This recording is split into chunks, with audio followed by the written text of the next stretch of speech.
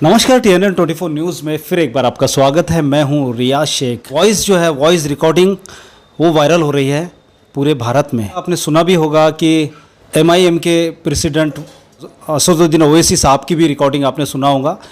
और अभी कोई नाम, ये फारिश कादरी जो है वो नाम कोई नया नहीं रह गया है, क्योंकि आपने देखा है कि वो बड़े बड़े अधिकारियों से, बड़े बड़े राजनेताओं से वो फ्री बात करते हैं एकदम। अस्सलाम वालेकुम सर। वालेकुम सलाम। सर फारिश कादरी बोल रहा हूँ। आप नाम सुन के फोन नहीं कट करेंगे सर। नहीं सर, माफी चाहता हूँ। सलाम सर, आप अलैकुम। तारीख देने का बोले थे, आप घर पर बुलाए सर। आप ईमानदारी पे नहीं है सर। एक छोटी सी उम्र के होने के बाद भी फारिश कादरी ने कई लोगों से, कई बड़े बड़े अधिकारियों से बात की है। आज उनकी जो रिकॉर्डिंग है वो पूरे हैदराबाद ही नहीं बल्कि पूरे भारत में वायरल हो रही है। तो जी हाँ, मैं आपको मिलाने वाला हूँ फारिश कादरी से, जो मेरे साथ में है। ये माउस नंबर है ना मैडम? ये हाँ जी, मैम, कुछ जो शिकायत है मैं बोल सकता ना? आप बताइए क्या शिकायत है। ये अपने मोदी जी तक के पहुंच जाएगा मैडम मैसेज? हाँ जी, हाँ जी। बिल्कुल बिल्कुल मैडम, पहुंचाइए थोड़ा सा। जो 15 लाख रुपए का वादा करे थे सर, अभी तक के नहीं आए। 2 करोड़ नौकरियों का वादा करे थे, नहीं हुआ। पेट्रोल के दाम कम हुए कि नहीं हुए, वो भी नहीं हुआ। और उसके बाद में मैडम, देश में हिंदू मुसलमान की सियासत खेल रहे मोदी गवर्नमेंट। अच्छा, और ये सब मैम गलत है ना? ये काहे क्यों ऐसा करना? गलत बात है। किसान रोड पे, उनको कोई आप लोग रिस्पॉन्स नहीं। नो रिकॉर्डिंग वो जो करके वायरल करते हैं, किस तरीके से करते हैं, उनकी क्या, उनका आगे का क्या कहना है, क्या करना चाहते हैं, वो भी हम बात करने की कोशिश करेंगे। Hello, good evening ma'am. कौन? मैम फारिश कादरी बात कर रहा हूँ मैम, नागपुर महाराष्ट्र से। बोलिए। मैम अंजना जी बात कर रहे हैं ना मैम आप? कौन? हेलो कौन? मैम, नाम सुन के फोन मत कट करिएगा आप। फारिश कादरी बात कर रहा हूँ, फोन मत कट करिएगा मैम नाम सुन के। हेलो गोदी media ma'am, hello. Hello, good evening ma'am. कौन? मैम फारिश कादरी बात कर रहा हूँ मैम, नागपुर महाराष्ट्र से। बोलिए। मैम अंजना जी बात कर रहे हैं ना मैम आप?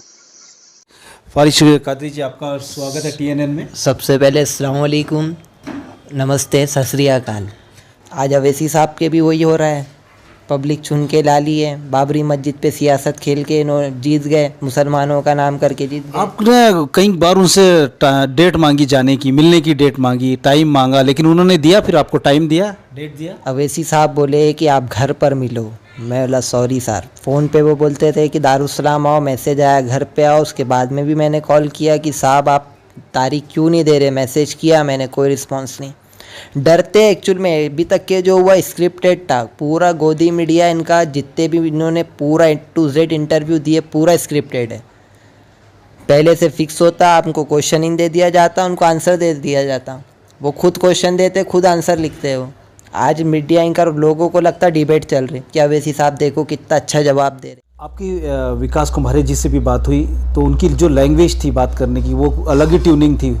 आ रही बोलिए। फारिश कादरी बोल रहा हूँ मैं सर। क्या है, पूरे शहर में ऑक्सीजन की कमी हो रही हो, ये प्राइवेट जगह जा रहे, बोलते कलेक्टर की साइन लाओ। कलेक्टर के पास जा रहे, बोलते हमारे पास कुछ भी नहीं। पब्लिक जाना तो करना क्या? अरे मैंने कलेक्टर से बात किया, वो पहले हॉस्पिटल वाले को ऑक्सीजन दे रहे, उसके बाद प्राइवेट वालों को देने वाले हैं। हाँ क्या? हाँ, तो अभी फिलहाल क्या करना सर? इमरजेंसी सिचुएशन, मेरे को 5 फोन आ गए ऑक्सीजन सिलेंडर के लिए, सबके सब रो रहे बेचारे। आप कौन बोल रहे हैं? फारिश कादरी बात कर रहा हूँ। आप तो सिलेंडर वाले बोल रहे हैं क्या? नहीं, सिलेंडर नहीं, पब्लिक, आम पब्लिक। वो मिल रहा है, सिलेंडर मिल रहा है। कहाँ मिल रहा है सर? कुछ अरेंज करवाओ ना सर, कुछ करो ना सर आप। मैं का अरेंज करवाऊँ? मेरा कौन सा काम है उसमें? आपका कौन सा बोले तो सेंट्रल कॉन्स्टिट्यूंसी MLA साहब आप। काम है थोड़ा सा पब्लिक को ध्यान देने का। अब लीडर लोग ही ऐसा हो गए तो क्या मतलब? इलेक्शन के टाइम पे दिखते बस सिर्फ तुम लोग, कोई मतलब की बात ही नहीं है ना। एज अ पब्लिक सर्वेंट से शायद फर्स्ट टाइम ऐसा कोई बात किया होगा, क्योंकि वो अपने आप को समझ रहे राजा, और वो MLA होते हैं। मेरी नज़र में पब्लिक सर्वेंट, उनका काम है जनता से इज्जत और रिस्पेक्ट से बात करना। ऐसी क्या बात है जो 20 साल के फारिश कादरी से इतने बड़े एमआईएम के राष्ट्रीय अध्यक्ष असदुद्दीन ओवैसी घबराते हैं, क्या है, क्या राज की बात है। तो आगे भी बने रहिए मेरे साथ और देखते रहिए TNN24 न्यूज़। रियाज शेख, नागपुर। नमस्कार, TNN24 न्यूज़ में फिर एक बार आपका स्वागत है। मैं हूं रियाज शेख। आपने देखा है कि सोशल मीडिया पर कई वॉइस जो है, वॉइस रिकॉर्डिंग वो वायरल हो रही है पूरे भारत में। आपने देखा होगा, आपने सुना भी होगा कि एमआईएम के प्रेसिडेंट असदुद्दीन ओवैसी साहब की भी रिकॉर्डिंग आपने सुना होगा। और अभी कोई नाम, ये फारिश कादरी जो है वो नाम कोई नया नहीं रह गया है, क्योंकि आपने देखा है कि वो बड़े बड़े अधिकारियों से, बड़े बड़े राजनेताओं से वो फ्री बात करते हैं, जिसके लिए काफ़ी हिम्मत लगती है बात करने के लिए। लेकिन वो एक छोटी सी उम्र के होने के बाद भी फारिश कादरी ने कई लोगों से, कई बड़े बड़े अधिकारियों से बात की है। अस्सलाम वालेकुम नाजरीन, मैं हूं मोहम्मद अब्दुल हकीम। आइए देखते हैं आज का ये खबरनामा। नागपुर के रहने वाले फारिश कादरी, जिसको हर कोई जानता है क्योंकि वो अक्सर कई हमारे हैदराबाद के एमएलएस और कई वीआईपीस को और बीजेपी के एमएलएस को कॉल करके उन्होंने कई सवाल किए। अब बारी इमरान प्रतापगढ़ी की है। फोन कॉल किया था लेकिन कॉल उनका रिसीव नहीं किया गया था, लेकिन इमरान प्रतापगढ़ी खुद फारिश कादरी को कॉल करके तमाम तफसीलात बताए। आइए देखते हैं। वालेकुम सलाम। फारिश कादरी साहब से बात हो रही है जी। इमरान भाई बात करेंगे, इमरान प्रतापगढ़ी जी। हाँ फारिश, क्या हाल है भाई? वालेकुम सर। वालेकुम अस्सलाम। मैं एक्चुअली 2-3 दिन बहुत बिजी था, इसलिए तुमसे बात नहीं हुई। तुम्हारी कॉल आई, तुम्हारा मैसेज था, बट मैं बिजी रहा। बताओ क्या हाल चाल है, कैसे हो, सब खैरियत? थोड़ी ठीक नहीं है सर, अभी हैदराबाद आने का बिग प्लान था सर। अभी क्यों हैदराबाद क्या करने जा रहे हो? दारुसलाम की बात की है। आज उनकी जो रिकॉर्डिंग है वो पूरे हैदराबाद ही नहीं बल्कि पूरे भारत में वायरल हो रही है। तो जी हाँ, मैं आपको मिलाने वाला हूँ फारिश कादरी से, जो मेरे साथ में है। और रिकॉर्डिंग वो जो करके वायरल करते हैं, किस तरीके से करते हैं, उनकी क्या, उनका आगे का क्या कहना है, क्या करना चाहते हैं, वो भी हम बात करने की कोशिश करेंगे। फारिश कादरी जी, आपका स्वागत है TNN में। सबसे पहले अस्सलाम वालेकुम, नमस्ते, सत श्री अकाल। मेरे ख्याल से हमारे नागपुर ही नहीं बल्कि विदर्भ में पहली बार आपको हमारे TNN24 न्यूज़ चैनल पर देख रहे हैं, क्योंकि आपकी सिर्फ रिकॉर्डिंग सुनते हैं लोग, लेकिन आज पहली बार आपको लाइव देख रहे हैं TNN24 न्यूज़ चैनल पे। आपने कई लोगों से, कई अधिकारियों से, कई राजनेताओं से आपने बिना झिझक, बिना डरे, बिना किसी के दबाव में आकर आपने कॉल किया उनसे और बात भी की। ये सब पब्लिक सर्वेंट हैं, जनता के नौकर, तो इनसे बात करने में सबसे पहले तो डरना नहीं, क्योंकि 5 साल में एक बार वही लोग आते वोट के लिए आपके पास, तो उनसे सवाल करने में कैसी झिझक। आपकी एज क्या है, उम्र क्या है? 20 की उम्र है आपकी। आपने बहुत सारे लोगों से, यानी उत्तराखंड, बिहार के CM से भी बात किया आपने? CM के PA थे वो, CM नहीं थे। क्लैरिफिकेशन के लिए CM साहब बात नहीं कर पाए, क्योंकि पहले उनका जो CM होता है प्रोटोकॉल के हिसाब से उनके PA उठाते हैं फ़ोन। CM के PA, PM office, PM house, Amit Shah office, Asaduddin Owaisi के 6 MLA और DGP उत्तर प्रदेश, SSP गाज़ियाबाद, तकरीबन बहुत है रिकॉर्डिंग्स। आपको जान से मारने की भी धमकियाँ आई, बहुत सारी धमकियाँ आई? वो तो आते रहता है, जान से मारेगा एक जन, बाकी सब। जान से मारने की धमकी वो लोग करते हैं जो चोरी कर रहे ऑलरेडी। अब जान से मारने की धमकी तो सिंपल सा, इसमें कि कोई ऑप्शन है नहीं। अब मैं जो बोल रहा हूँ वो सच्चाई की बात बोला, A to Z fact proof के साथ। अब जान से मारने की धमकी है तो उसमें पब्लिक का और पुलिस का काम है सपोर्ट करने का। तो आपने असदुद्दीन ओवैसी साहब से भी 20 मिनट तक के बात की आपने, मैंने रिकॉर्डिंग सुना है। और आपने हमारे भारत के प्रधानमंत्री नरेंद्र मोदी जी के ऑफिस में भी कॉल किया, वहाँ भी आप उनसे कुछ शिकायत करने वाले थे, वो भी एक रिकॉर्डिंग। तो असदुद्दीन ओवैसी से आपने क्या बात किया, थोड़ा सा हमारे ऑडियंस को भी बता दें। असदुद्दीन ओवैसी साहब से सिंपल बात हुआ मेरा। सबसे पहले वो बोले कि आप रिकॉर्ड नहीं करेंगे, एक ये बातचीत हुई थी। मैं बोला ठीक है साहब। फिर दूसरा मैंने कॉल उनको लगाया बाद में, फिर उनके बाद में उन्होंने फ़ोन उठाया। सबसे पहले तो मेरा फ़ोन उठा रहे नहीं थे वो 6 महीने से। क्या आपसे डरते हैं वो?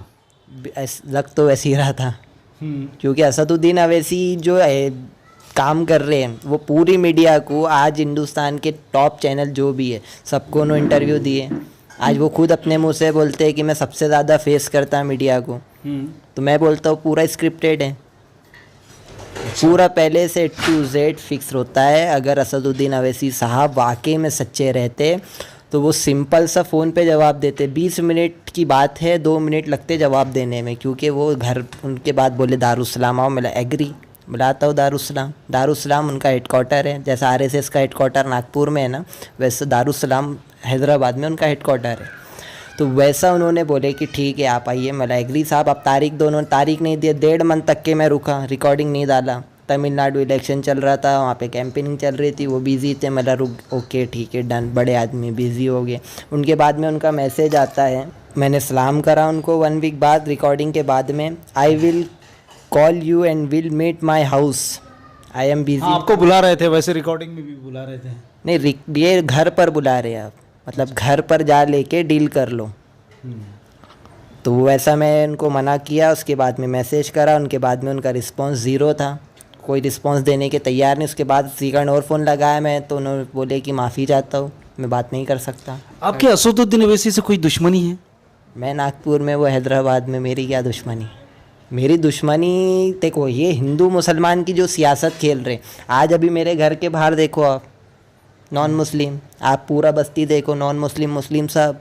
आप बात करो इनसे, इनकी ओपिनियन देखो हमारे लिए क्या है, पब्लिक के लिए क्या है। सब एक दूसरे में भाईचारा। ये लोग बड़े की कलेजी बोलते हैं, गाय की राम, और किस तरीके की जो अशब्द वर्ड रहते हैं, इनका बोलने का तरीका गलत है। जैसा बीजेपी अपनी हिंदू मुसलमान की सियासत खेल रहे, वैसा असदुद्दीन अवैसी भी अपना वही कर रहे हैं। ये उनका काम कर रहे हैं बैक टू बैक सपोर्ट में। और किस किस को आपने कॉल किया और किन किन से बातें की? पीएम ऑफिस, अंजना ओम कश्यप, गोदी मीडिया भी नाम सुन के फ़ोन कट। तकरीबन इंडिया के सभी। यार एक बात बताओ, आपको नंबर कहाँ से मिल जाते हैं यार? गूगल पे चेक कर लो। गूगल से नंबर निकाल। और बहुत सारे नंबर गूगल पे, और काफ़ी लोग जुड़े हुए हैं, कई बिजनेसमैन हैं और कई लोग हैं, तो वो लोग भी प्रोवाइड कर देते हैं। मेरे लिए तो कोई सपोर्ट में ना कांग्रेस है ना एमबीटी है। लोग बोलते हैं फारिस कादरी कांग्रेस का है, तो मैं तो कांग्रेस को भी सवाल करता हूं। नहीं, आपके एक हैदराबाद के कोई विधायक है, उन्होंने तो सीधा आप पर आरोप लगाया कि आप बीजेपी के आरएसएस के एजेंट हैं। मैंने एमआईएम से ज़्यादा बीजेपी को कॉल किया। असदुद्दीन अवैसी एक मेंबर ऑफ पार्लियामेंट है, वैसे 6 मेंबर ऑफ पार्लियामेंट से मैंने बात किया। रमेश भिदोरी, सुभाष, डॉक्टर सुभाष हैं जो वाइस प्रेसिडेंट है महाराष्ट्र के बीजेपी के, प्लस मेंबर ऑफ पार्लियामेंट, ऐसे काफ़ी। तो बीजेपी का एजेंट बीजेपी वालों से तो बात नहीं करता है ना। और क्या करना चाहते हैं आगे, क्या आपकी मंशा क्या है? कुछ भी नहीं साहब, अभी तो फ़िलहाल मेरा सिंपल ओपिनियन है, फ़ोन रिकॉर्डिंग करने का ज़रिया ये है कि इसमें डायरेक्ट अपनी बात उन तक के पहुंच जाता। नहीं तो वही होता है कि आप वीडियो बनाओ, ये करो, मतलब नहीं है कुछ। मेरा फ़ोन लगाने का मकसद ये है सिंपल कि डायरेक्ट मेरी आवाज़ उन तक के, जनता तक के पहुंच रही है। नहीं तो अभी A to Z पूरा A to Z परचेज़ कर लिया गवर्नमेंट ने। मीडिया बिका हुआ है, सोशल मीडिया के ऊपर में जो बड़े पेज है, बड़े चैनल से A to Z पेड कोई शो नहीं करता, और करेंगे भी तो गलत प्रेजेंट करके। आप देखो उसमें, आप चेक करो, उसमें काफ़ी इस तरीके से जो टाइटल डालेंगे, थंबनेल डालेंगे या स्टार्टिंग में एंकरिंग करेंगे, तो वही फारिस कादरी उसके अंदर में विलन ही है। काफ़ी आपके वीडियोस जो वॉइस जो रिकॉर्डिंग जो है वो काफ़ी फेमस हो गई, काफ़ी फैल गई है, और आप उसके साथ साथ आप भी बहुत ज़्यादा फेमस हो गए। का काम है वो साहब, मेरा नहीं है, क्योंकि लोग शेयर करेंगे तो फैलेगा। ऐसा तो नहीं कि मेरे को ऑलरेडी प्लेटफॉर्म प्रोवाइड करें कि बड़ा प्लेटफॉर्म मिला, छोटे छोटे चैनल डाले, पब्लिक पसंद करा, उनका चैनल भी प्रमोट हुआ। आज सबसे ज़्यादा व्यूज़ मेरे उस पर में ही आए, उनका चैनल भी प्रमोट हुआ। वो छोटे चैनल वालों ने मेरे को करे, पब्लिक साथ दिया, बाकी कोई नहीं साथ दिया। क्या आप मानते हैं कि आपकी जान को खतरा है? बिल्कुल, मानने का क्या है साहब, डर अल्लाह से रहना। इन लोगों से डर रहेंगे तो कोई मतलब नहीं है ना। लेकिन ये तो सीधी सीधी धमकियां देते हैं आपको डायरेक्ट, कि हैदराबाद आ जा, यहाँ आ जा, वहाँ आ जा, हम देख लेंगे। और एक ने तो कब्रस्तान तक की बात किया था।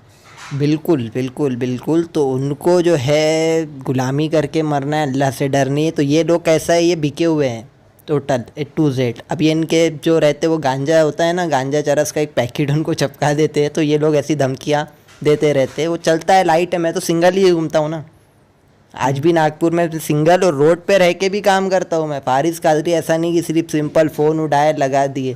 मैंने नागपुर सीपी से भी बात किया, अपने एमएलए सेंट्रल कॉन्स्टिट्यूंसी विकास शंकर राव कुंभारे से भी बात किया। अब इनका लैंग्वेज, बात करने का toning as a public servant जो रहना, तो वो नहीं है। अब ये सबको पब्लिक ने साफ बना दिए। पब्लिक की गलती है इसमें कि जो 5 साल में एक बार आपके दरवाजे पे आते हैं कि सर वोट दो, साहब वोट दो। अब ये 5 साल में अब उनसे कोई सवाल नहीं कर रहे, कुछ भी नहीं कर रहे, तो उसमें मतलब नहीं है ना साहब। सिंपल सा है, क्वेश्चन करो, अपना काम है क्वेश्चन करने का। पब्लिक का राइट है कि रोड पे निकलो, काम करो, उनको फ़ोन लगाओ, बुलाओ आपके वार्ड मेंबर, आपके कारपोरेटर, आपके एमएलए को कि ये काम क्यों नहीं हुआ। ये हमारे यहाँ नहीं है। साहब मुझे एक बात बताइए कि आपने जब प्रधानमंत्री नरेंद्र मोदी जी के ऑफिस में कॉल किया था तो वहाँ किसी मैडम से आपकी बात हो रही है, किसी लेडीज़ थे, तो आप क्या कहना चाह रहे थे, वहाँ पे क्या मांग थी आपकी?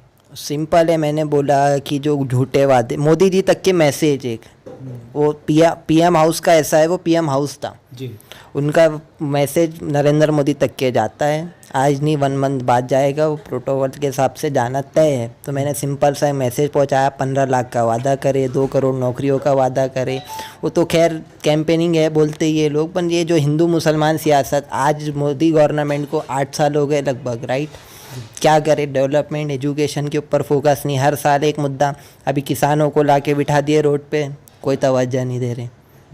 30 लाख किसान रोड पे हैं, कोई वैल्यू नहीं है उनका, कोई मीडिया शो नहीं उनको। खालिस्तानी आतंकवादी, अभी कुछ टाइम में फारिस कादरी को भी आतंकवादी या तो खालिस्तानी, कुछ ना कुछ बना के शो करके इस तरीके से इनको ख़त्म करने की तैयारी है पूरा। Centre constituency MLA Mominpura Gandhi Bagh इनके अंडर में आता है पूरा। उनसे क्या बात हुई आपकी? सिलेंडर की कमी है, ऑक्सीजन सिलेंडर नागपुर के अंदर में कोरोना बहुत फैला हुआ है ना, फैला हुआ है। तो मैं वही सवाल किया साहब कि आप लोग क्या कर रहे हो। प्यारे खान हाशमी ट्रेवल्स के ओनर, इन्होंने जो है 32 टन डोनेट किए, 1 करोड़ की वैल्यू था। तो ये नगर सेवक जो आप जिनको चुन के ला रहे हो, जिसको पब्लिक ला रही है चुन के, वो क्या कर रहे हैं? कभी रोड पे नहीं देखा मैंने उनको, कभी पब्लिक के बीच नहीं देखा मैं। तो सिंपल सवाल तो बनता है ना, पब्लिक सर्वेंट है वो। क्या पब्लिक को जो है, पूरे भारत की जनता को, जो हमारे लाखों व्यूवर्स आपको हमारे TNN 24 न्यूज़ चैनल की स्क्रीन पे देख रहे हैं, तो आप क्या मैसेज क्या देना चाहते हैं पूरी भारत की जनता को? सिंपल है कि अपना सवाल रखो, अपना काम करो, जो जो राइट है अपने राइट के लिए लड़ो। क्योंकि आप लोग भी किसी ना किसी के पीछे खड़े हो, खुद आगे बढ़ो। आप भी अपोजिशन की कांग्रेस आएगा या MIM आएगा, ये अपना राइट खुद करो अपन।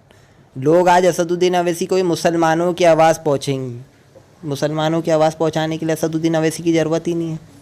33+ MP है, मेंबर ऑफ पार्लियामेंट इंडिया में मुसलमान, कभी उनको शो नहीं करती मीडिया, असदुद्दीन अवैसी को शो करते। तो सिंपल सा ओपिनियन यही है मेरा कि खुद अपने राइट के लिए लड़ो ना। अपने जो रोड है, अपने जो है, अपने स्कूल है, सब देखो, उन पे जाओ, जो उनके अधिकारी, पब्लिक अपने लिए खुद लड़ना। चलो ठीक है, मुसलमानों के लिए आगे आते हैं आप। बाबरी मस्जिद पे बोले आप, उनके फादर सलाउद्दीन अवैसी, असदुद्दीन अवैसी, अकबरुद्दीन अवैसी, ये तीनों ने बाबरी मस्जिद पर 25 से 30 साल हुकूमत, मतलब सॉरी सियासत खेले। लेकिन आपकी उम्र तो सिर्फ 19 साल है। तो साहब ये है ना, जो गोदी मीडिया दिखा रही वही बोल रहा हूँ ना मैं, जो पूरा है। लेकिन उनके घर गोदी मीडिया ये क्यों नहीं शो कर रहे, बाकी लोग ये क्यों नहीं शो कर रहे कि जहाँ ये रहते हैं, जहाँ इनके 60 साल से इनके MLA है, इनके MP है, थोड़ा आगे पीछे हो तो सॉरी, बट वहाँ आपकी 4 मीनार की मस्जिद नहीं खुला सके ये, जहाँ पर मैं ये है, 4 मीनार की मस्जिद नहीं खुला सके। सेक्रेटेरिएट की मस्जिद वहाँ पे टूटी, अंबरपेट की मस्जिद वहाँ पर में टूटी, सैकड़ों मस्जिद गैराबाद, ओल्ड सिटी में मेट्रो नहीं लाया अभी तक के।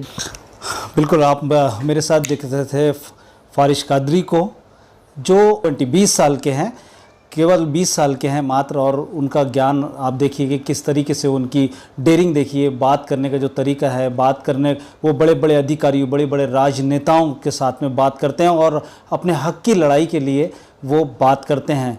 तो आगे भी बने रहिए और देखते रहिए TNN 24 news channel. Cameraman Fahim Ahmed के साथ रियाज शेख, नागपुर।